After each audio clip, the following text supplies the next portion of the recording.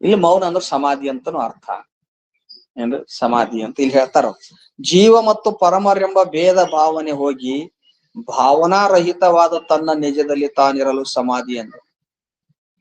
ಯಾವ ಭೇದವೂ ಇಲ್ಲದ ಅರ್ಥ. ಜೀವ ಪರಮ ಅನ್ನುವಂತ ಯಾವ ಭೇದ ಭಾವ ಇಲ್ಲದೆ ಯಾವ ಮನಸ್ಸು ಅದು ಭೇದವನ್ನ ಕಳ್ಕೊಂಡು ನಿಜದಲ್ಲಿ ತಾನು ನಿಂತು ಬಿಟ್ಟಿತ್ತಂದ್ರೆ ಅದಕ್ಕೆ ಮೌನ ಅಂತ ಕರಿಬೇಕು ಅಂತ ಹೇಳ್ತಾರೆ.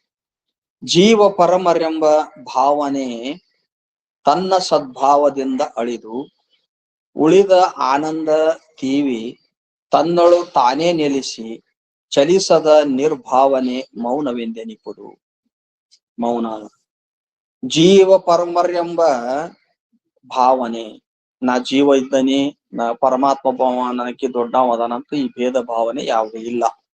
ಏನ್ರಿ ಮತ್ತ ತನ್ನ ಸದ್ಭಾವದಿಂದ ಅಳಿದು ಅಂದ್ರೆ ಜೀವ ಪರಮ ಎಂಬ ಉಭಯ ಭಾವನೆ ಯಾವಾಗ ಹೋಗ್ತದಂದ್ರ ತನ್ನ ಸ್ವರೂಪದ ಯಾವ ಶುದ್ಧ ಚೇತನದ ಅರಿವಿನಿಂದ ಮತ್ತು ಶುದ್ಧ ಸ್ವರೂಪ ಆ ಅರಿವಿನ ಸ್ಥಿತಿ ಅಂದ್ರೆ ಮನಸ್ಸು ಅದನ್ನ ಅರ್ತು ಅದರಲ್ಲಿ ಸ್ಥಿತಿ ಮನಸ್ಸ ಯಾವಾಗ್ಲೂ ಚೇತನದಲ್ಲಿ ಅದೇನ್ಬೇಕು ಲೀನ ಆಗಿರ್ಬೇಕು. ಆ ಸ್ಥಿತಿಯಿಂದ ನಿರುಪಾಧಿಕ ಶುದ್ಧ ಚೇತನದ ಸ್ಥಿತಿಯಿಂದ ಜೀವ ಪರಮರೆಂಬ ಉಭಯ ಭಾವನೆ ಹೋಗ್ತದೆ.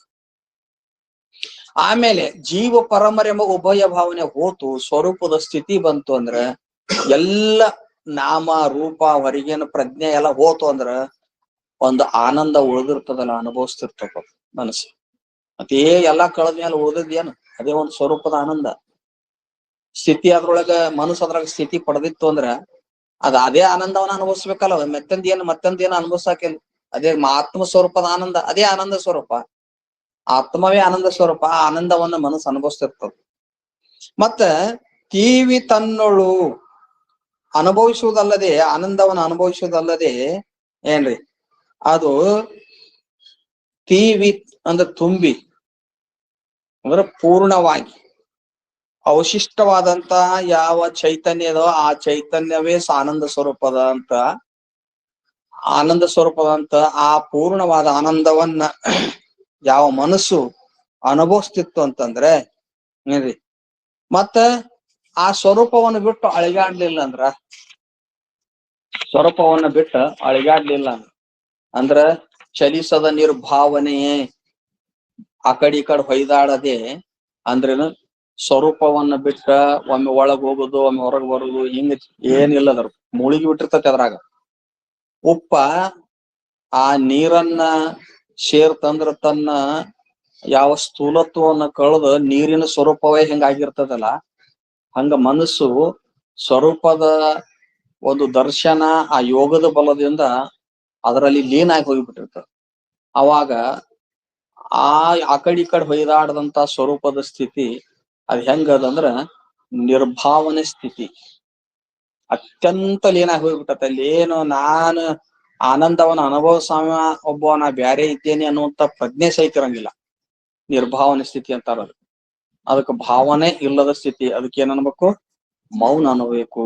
ಅದು ಆನಂದೈಕ ರಸರೂಪ ಏನದ ಅಲ್ಲ, ಅದು ಆಕಾಶದಂತೆ ಎಲ್ಲಾ ಕಡೆ ತುಂಬಿಕೊಂಡಿರ್ತದ. ಯಾಕ? ಅದು ಆತ್ಮವೇ ಪೂರ್ಣವಾಗೈತೆ ಅಂದ್ಮೇಲೆ ಆನಂದವೂ ಪೂರ್ಣವಾಗಿರುತ್ತದೆ. ಆನಂದವನ್ನು ಅನುಭವಿಸ್ತಿರ್ತದೆ. ನೀವು ಈ ಯೋಗಾನಂದ ಹೇಳಕತ್ತೀವಿ ಅಂದ್ರೆ ನಾವು ಅನುಭವಿಸಿಲ್ಲ ಇದನ್ನ. ಈ ಸಗುಣಾಷ್ಟಂಗ ಯೋಗವನ್ನ ಅಭ್ಯಾಸ ಮಾಡಿದವರು ಯೋಗಾನಂದ ಸಮಾಧಿಗೆ ಹೋಗಿ ಮತ್ ಉತ್ಥಾನಕ್ಕಿದ್ರು ಮತ್ ಸಮಾಧಿಗೆ ಹೋಗಿದ್ರು. ಇನ್ನು ಶಾಸ್ತ್ರ ಚಿಂತನದಿಂದ ಅಂತರ್ಮುಖವಾದ ಮನಸ್ಸ ಒಂದು ಕ್ಷಣನೋ 2 ಕ್ಷಣನೋ ಚೈತನ್ಯದ ಆಕಾರವಾಗಿ ಶಾಂತಾಗಿ ಆನಂದ ಅನುಭವಿಸ್ತೇವೆ. ಇದು ಶ್ರೇಷ್ಠ. ಯೋಗಾನಂದಕ್ಕಿಂತ ಈ ವಿದ್ಯಾನಂದ ಶ್ರೇಷ್ಠ. ಆದ್ರ ವಿದ್ಯಾನಂದ ಸದಾ ನಮಗ್ ಪ್ರತೀತಿ ಆಗಬೇಕಾಗಿತ್ತು ಅಂದ್ರ ಅದಕ್ಕ ಭಕ್ತಿ ಜ್ಞಾನ ವೈರಾಗ್ಯ 3 ಬೇಕಾಗ್ತದೆ. ಆದ್ರ ಏನು ಜ್ಞಾನ ವೈರಾಗ್ಯ ಉಪರತಿ ಬೇಕಾಗ್ತದೆ. ಸದಾ ಒಂದು ಸ್ವರೂಪದಲ್ಲೇ ಆನಂದ ಅನುಭವಿಸ್ಬೇಕಾಗಿತ್ತಂದ್ರ ಜ್ಞಾನ ವೈರಾಗ್ಯ ಜೊತೆ ಉಪರತಿ ಬಹಳ ಮುಖ್ಯ. ಉಪರತಿ ಇತ್ತು ಅಂದ್ರ ಆ ಉಪರತಿಯುಳ್ಳ ಮಹಾತ್ಮ ಹೆಂಗಿರ್ತಾನಂದ್ರ ಶರೀರವನ್ನು ಕೊರಡಿನಂತೆ ಒಗೆದು ಬಿಟ್ಟಿರ್ತಾನ. ದತ್ತಾತ್ರೇಯರು ಅವಧೂತ ಸ್ಥಿತಿಯೊಳಗ ಹೆಬ್ಬಾವಿನಂತೆ ಬಿದ್ದು ಬಿಡ್ತದೆ. ತಾನಾಗೆ ಏನು ಆಹಾರ ಬಂದಿತ್ತು ಪ್ರಾರಬ್ಧದಿಂದ ಅದು ಊಟ ಮಾಡೋದು. ಯಾಕಂತ ಕೇಳಿದ್ರ ಅವರು ಮಹಾತ್ಮರು ಹೇಳ್ತಾರ, ಈ ಒಂದು ಹೆಬ್ಬಾವಿನ ನೋಡಿ ನಾನು ಅದ್ರದ್ದು ಗುಣ ಕಲ್ಕೊಂಡೇನೆ ಅಂದ್ರು. 24 ಮಂದಿ ಗುರುಗಳು ಮಾಡ್ಕೊಂಡಾರ ಅವ್ರು. ಅಂದ್ರೆ ಗುರುಗಳು ಮಾಡ್ಕೊಂಡಾದ್ರ ಅದು ಒಂದೊಂದು ನೋಡಿ ಒಂದೊಂದು ಕಲ್ಕೊಂಡ. ಹೆಬ್ಬಾವ ಏನ್ ಪ್ರಯತ್ನ ಮಾಡ್ಲಂಗೆಲ್ಲ, ಅದು ಸುಮ್ಮನೆ ಬಿದ್ದಿರ್ತತಿ, ತನ್ನ ಕಡೆ ಯಾವರು ಬಂದ್ವು ಅಂದ್ರೆ ಹಿಡಿದು ತಿಂದು ಬಿಡ್ತ. ಹಂಗ ಯಾವ ಪ್ರಯತ್ನ ಮಾಡಲಾರದೆ ಆರಾಮಾಗಿ ಏನ್ರಿ ಬಂದ ಬಟ್ಟಿ ಒಮ್ಮೆ ಉಡ್ಕೋಬೇಕಂತಾರ, ಒಮ್ಮೆ ಉಡ್ಬ್ಯಾಡ್ದಂತಾರ, ಅದ ಕಡೆ ಏನ್ ಲಕ್ಷಣ ಇಲ್ಲ. ಪ್ರಯಾಣಂಗ ಹಸಿವು ಆತಂದ್ರ ಹೋಗ್ಬೇಕಿಲ್ಲ, ಏನ್ ಬಂದತಿ ಪ್ರಾರಂಭ ಏನ್ ಬತ್ತ ಅಂತ ಕೊಡ್ತತ ಅದ್ ಊಟ ಮಾಡೋದು. ಹಿಂಗ ಉಪರತಿ ಸ್ಥಿತಿ ಇತ್ತಂದ್ರ ಶರೀರವನ್ನ ಕೊರಡಿನಂತೆ, ಹೆಂಗ ಮದಿರ ಮದಾಂಧನ ಹುಟ್ಟುದನ್ನ ಆರಯ್ಯದವನು. ಬಾಳ ಕುಡುದು ಮನುಷ್ಯ ಜಾಸ್ತಿ ಆಗಿತ್ತು ಅಂದ್ರ ಅವನು ಪ್ರಜ್ಞೆ ಇರಂಗಿಲ್ಲ. ಅವನ್ ಬಟ್ಟೆ ಎಲ್ಲಿ ಆ ಕಡೆ ಹರಿದಿರ್ತಾವ, ಎಲ್ಲಾರು ಹೊಲಸಾಗಿರ್ತಾವ, ಎಲ್ಲಿ ಗಟ್ರ ಮ್ಯಾಲ ಬಿದ್ದಿರ್ತಾನ. ಹಂಗ ಉಪರತಿ ಸ್ಥಿತಿ ಇರುವಂತ ಜ್ಞಾನಿ ಹಿಂಗ ಇರ್ತಾರ. ಅವ್ರಿಗೆ ಪ್ರಾರಬ್ಧ ರಕ್ಷಣೆ ಮಾಡ್ತಿರ್ತತಿ. ಅವಂತ ಮಹಾತ್ಮರು ಬಾಳ ಸ್ವರೂಪದ ಆನಂದೊಳಗೆ ಲೀನ ಹೋಗ್ಬಿಡ್ತಾರ. ನೋಡಾರ್ಕ ಕಣ್ಣಿಗೆ ಹುಚ್ಚರಂಗ್ ಕಾಣ್ತಿರ್ತಾರ. ಸಿದ್ಧಾರೂಢರು ಎಲ್ಲಿ ಸಂಚಾರ ಮಾಡೋ ಹೆಂಗಿದ್ರು ನೋಡ್ರಿ, ಅವ್ರು ಎಲ್ಲೆಲ್ಲಿ ಮಲ್ಕೋತಿದ್ರು, ಮಳಿನ ಸ್ನಾನ ಮಾಡಿಸ್ತಿತ್ತ ಅವ್ರಿಗೆ.